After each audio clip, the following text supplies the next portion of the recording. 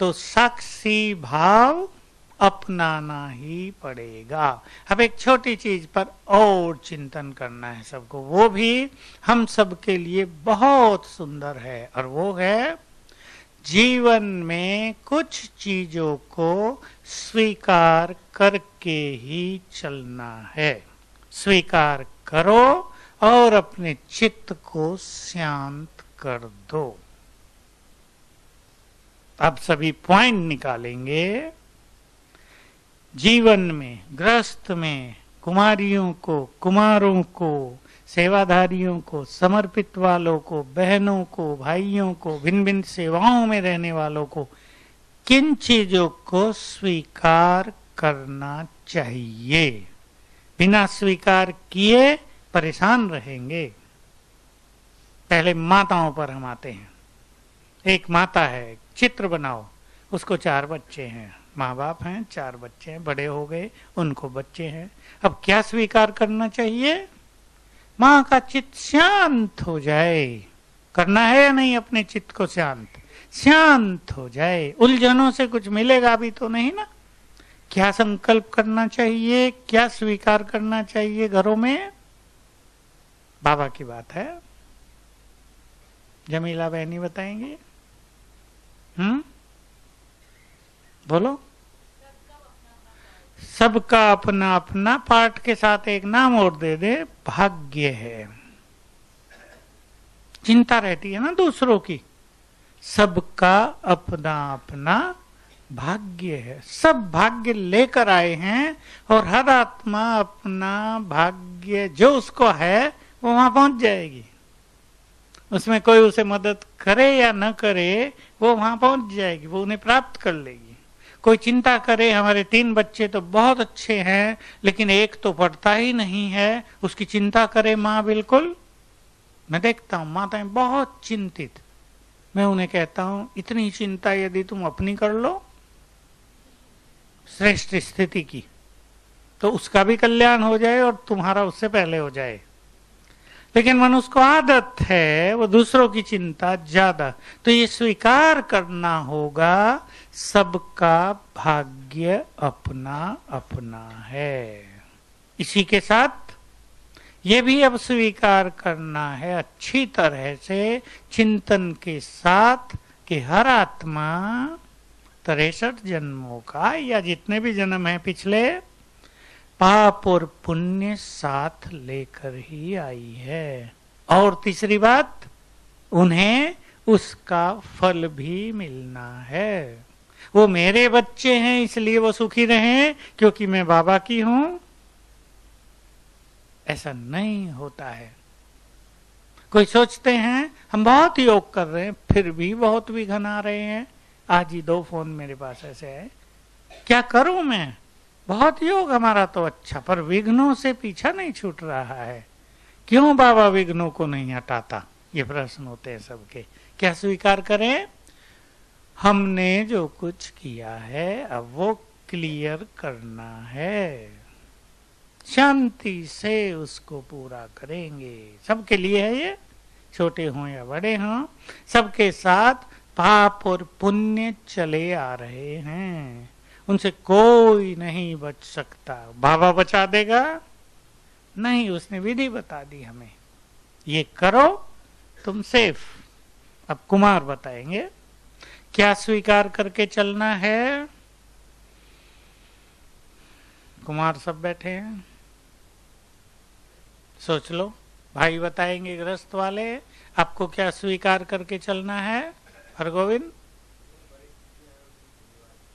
जो भी परिस्थितियां मेरे पास आ रही हैं, आगे पीछे हो रही हैं, उनके जिम्मेदार हम स्वयं हैं। उनका समाधान भी हमारे पास है, स्वयं के पास है।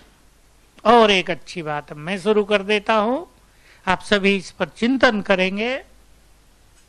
हर एक के जीवन में मान भी तो अपमान भी।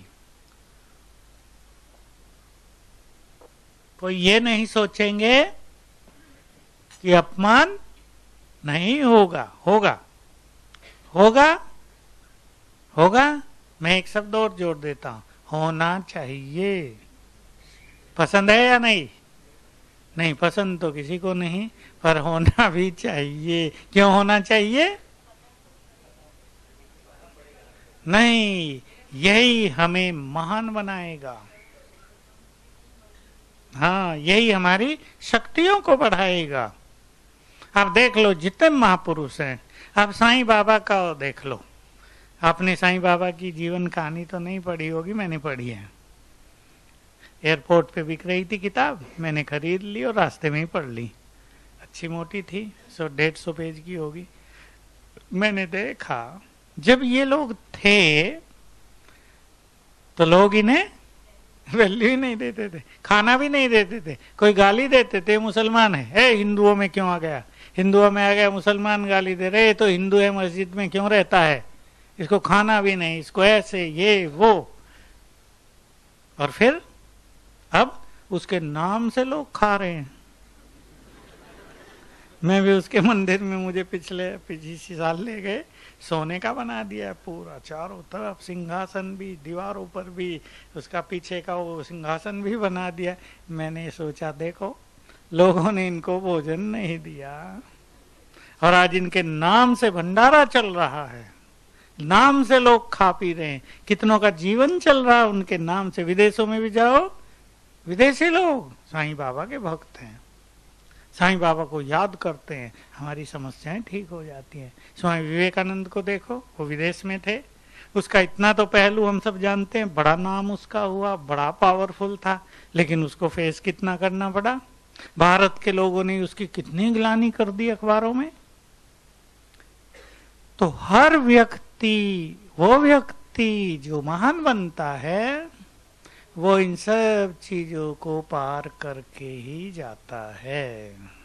लेकिन विशेषता क्या है, कौन महान बनता है, ये बातें सबके सामने आ रही संसार में, लेकिन जो इनमें अपनी स्थिति को न बिगाड़े, जो अपने विचारों को छोटा दूषित न करे, जो अपने उसमें रहे, जो उसको है, वो महान बनता है। तो हम सभी इस चीज पे ध्यान दें। मान भी होगा तो अपमान भी, जीवन में जीत भी होगी तो हार भी, सुख भी मिलेगा तो, निर्विघ्न जीवन भी रहेगा तो विघ्न भी आएंगे। समस्याएं नहीं होंगी, कभी समस्याओं का तूफान भी होगा, कभी लोग हमें प्यार करेंगे, कभी नफरत भी करेंगे, कभी साथ देंगे तो कभी मार्ग भी रोकेंगे। जैसे प्रकृति में सर्दी है तो कभी गर्मी भी है। अब टेम्परेचर का डिफरेंस देखो आप, 45, 48, 50 और कहा -50 डिग्री का अंतर हो जाता है। मनुष्य जीता है ना उसमें। अगर 50 डिग्री का अंतर कर दिया जाए तुरंत, क्या होगा मनुष्य का। देखो हम ऊपर से नीचे आते हैं, टेम्परेचर डिफरेंस होता है,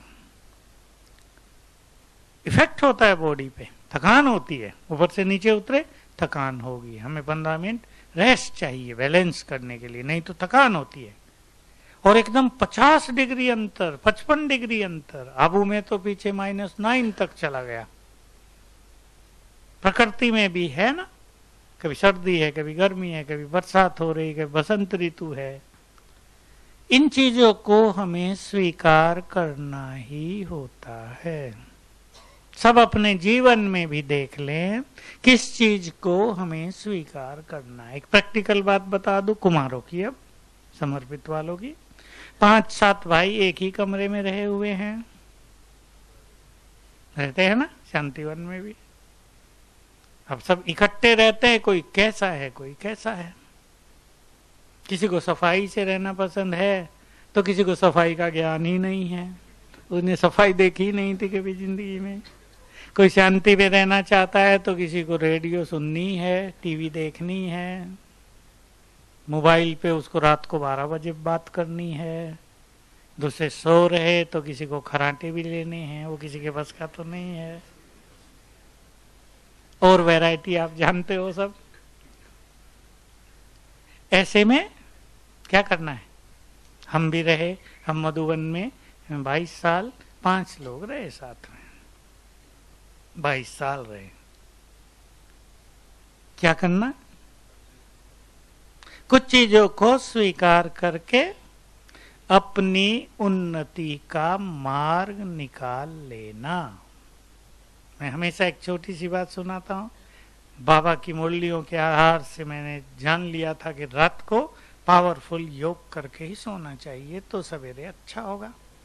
हमारे कमरे में 2-3 लोग ऐसे थे जो 10:30 आएंगे, और पहला काम था उन्हें कहा उन दिनों रेडियो में लता के गीत चालू करना। उसके बिना उन्हें नींद नहीं आती थी। रोज करते थे और बातें भी करेंगे, फिर सोएंगे। हमें भी उनके साथ रहना है। हाँ, दरवाजा भी खुला रखते हैं। कहियोगे तो इस पे लड़ाई हो जाती है, दरवाजा क्यों खोलते हो, बंद करो। तो मैं क्या करता था, देखो ये एक डिस्टरबेंस था ना, लेकिन कैसे ये उन्नति का साधन बना। तो 9 से 10 क्लास होती थी। क्लास होते ही मैं कमरे में जाके मैं छत पे आ जाता था। हमारे कमरे के आगे लंबी छत, और मैं 10 से 11 वहां बहुत सुंदर अभ्यास करता था। 1 घंटा 16 साल तक चला ये मेरा। 16 साल वो 1 घंटा मेरे लिए वरदान हुआ। मुझे देख के दूसरा आया, 4 आए, 5 आए, और एक समय ऐसा हुआ कि वो एकांत खत्म हो गया। 25 लोग घूमने लगे 10 से 11 मेरे साथ। तो वो उन्नति का साधन बन गया ना।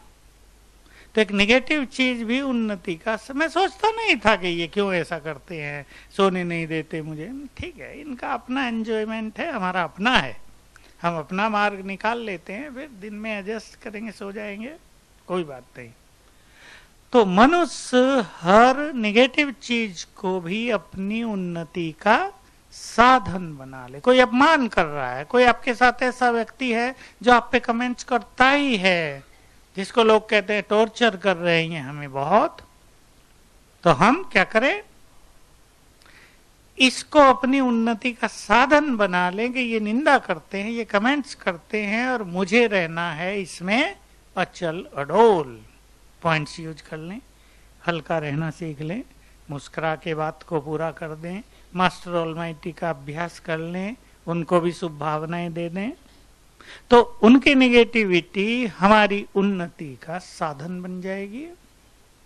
ये है कुछ चीजों को स्वीकार कर लेना। बीमार हो गए, एक बहन हमारे हॉस्पिटल में ऊपर ऐसी रही है, एक सेंटर की समर्पित, एक्सीडेंट हुआ।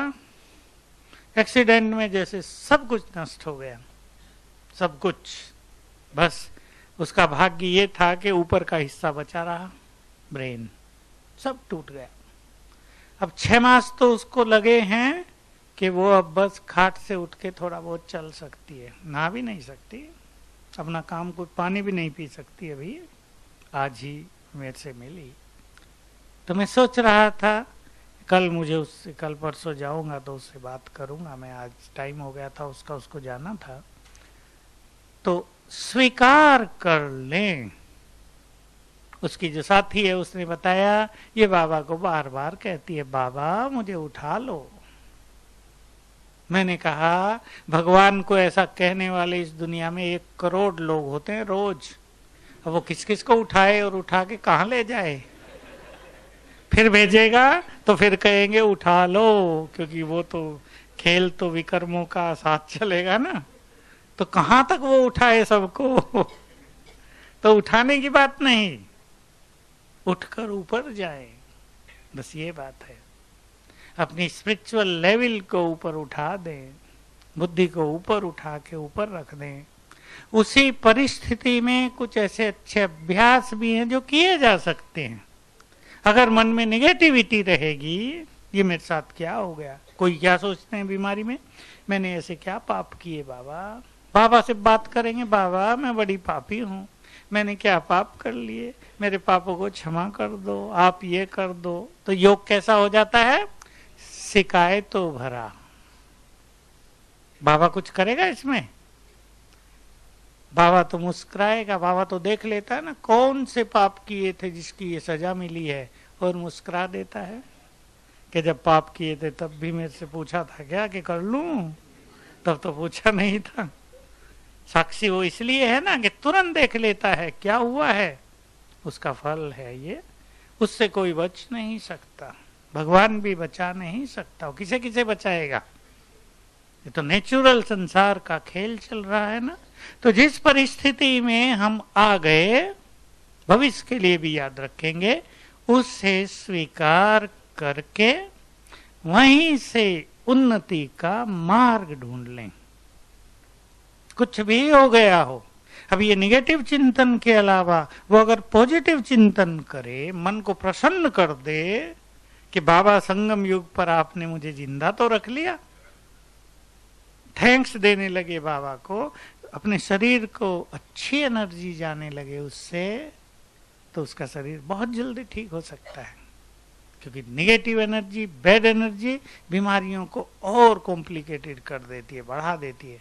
अच्छी एनर्जी जाएगी, सुखद फीलिंग जाएगी, बाबा को थैंक्स देंगे, अपने पापों के लिए क्षमा याचना करेंगे, आत्माओं से जिनसे किए हैं, भगवान से तो कर ली, उन आत्माओं से जिनको हमने कष्ट दिया है, तो बहुत मदद मिल जाएगी। तो सभी चिंतन करेंगे हम किन किन बातों को स्वीकार कर लें, स्वीकार कर लें। हर एक के बाद बहुत लंबी लिस्ट हो सकती है, स्वीकार कर लें। जैसी हमारे पास बुद्धि है, जैसा हमारे पास तन है, जैसा परिवार है, जितनी पढ़ाई है, जितना धन है, जैसा घर है, सबको स्वीकार करके अब आगे बढ़ें। जो लोग इस समय धन के पीछे भाग रहे हैं, ज्ञान योग छोड़कर, क्या कहेंगे उन्हें? बोलो भाई लोग बताएं। वे समझदार नहीं हैं। लो भी हम यूज नहीं करेंगे सब। वे समझदार नहीं हैं, क्योंकि धन किसी को भी साथ नहीं देगा, बिल्कुल रखा रह जाएगा। अमेरिका में साथ दे रहा है अब उनको, कितने लाख लोग बेघर हो गए, आ रहा किसी के काम धन, भाग रहे होंगे छोड़ छोड़ के सब कुछ। अब हम फिर से वो सब काम याद दिला दें आपको। शांतिवन की सड़कों पर घूमते हुए क्या करना है? वाइब्रेशंस फैलाने हैं। यज्ञ को निर्विघ्न रखने के लिए 15 मिनट पावरफुल योग, सबको, संपूर्ण यज्ञ, सारे सेंटर हमारे यहाँ, सब हम महान आत्माएं बैठी हैं, इष्ट देव देवियां, ये संकल्प ही किया करें हमारे सब सेवा केंद्र विघ्न मुक्त हो जाएं, निर्विघ्न हो जाएं। ये संकल्प भी काम करेंगे। ये विघ्न है, ये विघ्न है, इसमें नहीं रहना है, सब विघ्नों से मुक्त हो जाएं और अपने योग को पावरफुल। देखो बाबा के विदेशी बच्चे आए ना, यहाँ रहे बहुत, मुझे कई सुना चुके हैं कि किसी को ऐसा लगा ही नहीं कि बाबा नहीं मिला। हाँ, बहुतों को तो बहुत अच्छी हो गई, क्योंकि जब बाबा आता है तो ये रहता बाबा आएगा ना, दृष्टि देगा, स्टेज पे जाएंगे, और जब पता हो नहीं आएगा तो यहीं से सब कुछ प्राप्त करना है, तो और चुस्त हो जाते हैं, अच्छी साधनाएं करते हैं। 2 तारीख के लिए भी अब एक ही दिन है, कल और परसों, दोनों दिन हम बहुत अच्छी साधना करें। चलो लिख लें आप जो लिख रहे हैं। पहली, रोज सूक्ष्म वतन में जाकर बाबा से मुलाकात, दृष्टि लेना और संसार को दृष्टि देना, बहुत अच्छा अनुभव रहेगा। 5 स्वरूपों का अभ्यास कई बार कर दें। मैं मास्टर ज्ञान सूर्य हूं और ज्ञान सूर्य सम्मुख है, ये ज्वालामुखी योग भी हो जाता है।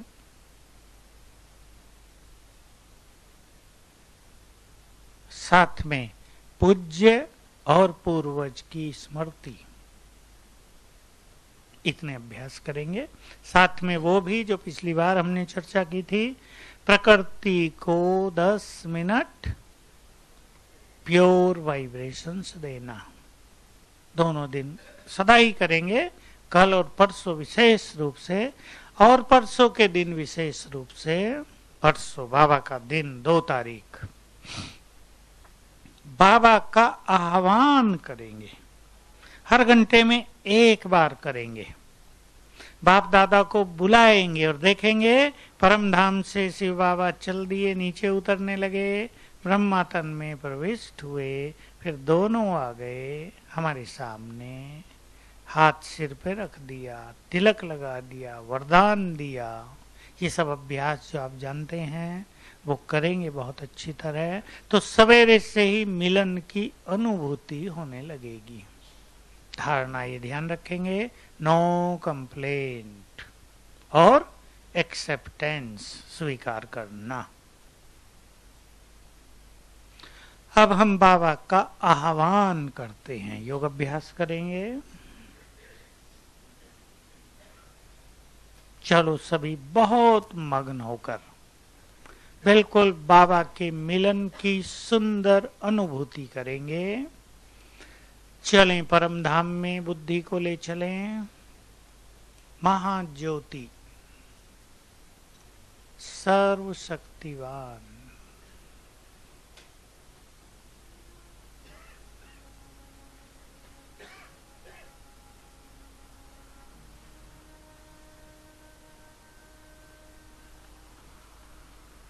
प्यार से निमंत्रण देंगे।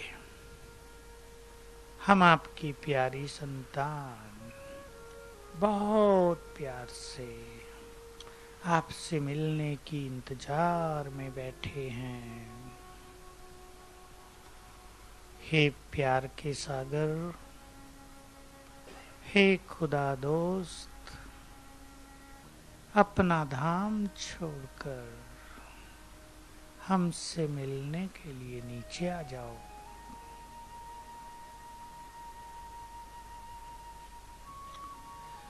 हमारी आवाज सुनकर ज्ञान सूर्य नीचे उतरने लगे।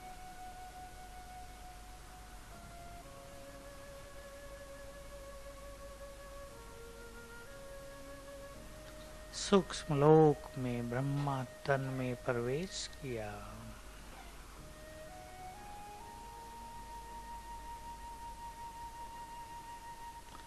अब दोनों नीचे आ रहे हैं। दिव्य फरिश्ता जिनके अंग अंग से चारों ओर प्रकाश फैल रहा है, नीचे आ रहे हैं।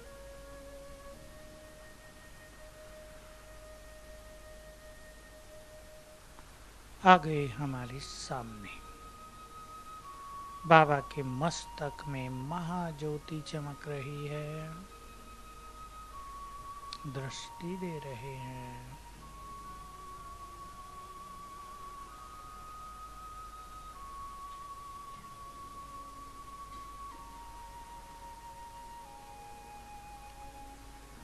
बाबा ने अपना वरदानी हाथ मेरे सिर पर रख दिया है।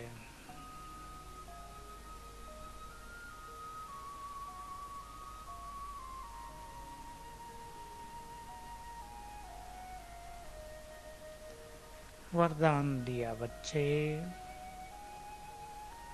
सर्व शक्ति संपन्न भव, विजयी भव। सामने महाज्योति है, एकाग्र कर दें स्वयं को उन पर।